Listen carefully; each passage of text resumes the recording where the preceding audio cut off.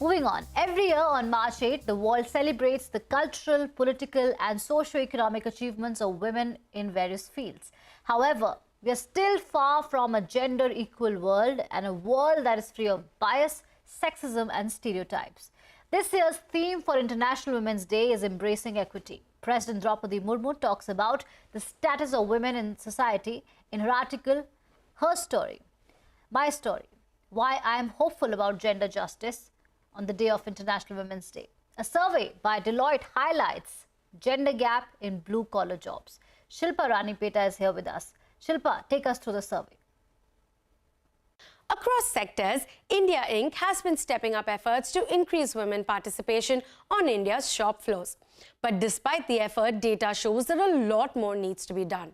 Now, according to a Deloitte survey on blue-collar workforce trends covering over 100 companies, 300 plants across 15-plus industries, the male-to-female ratio in blue-collar jobs is still only 12:1.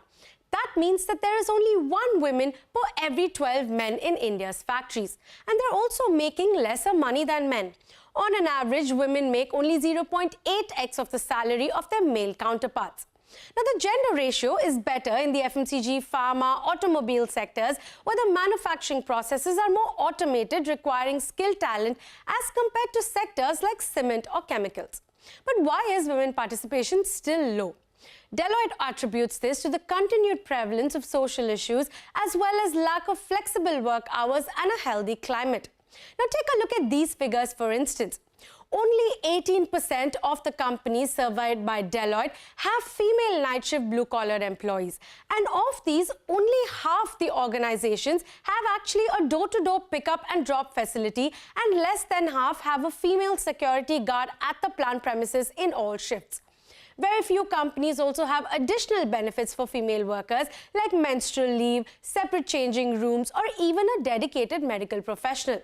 But what is encouraging, however, is that most companies do offer basic facilities and make them available closer to the workstations of women workers. Now, this is basic infrastructure like a ladies' washroom, or gender-separate changing rooms, feeding room facilities, and more.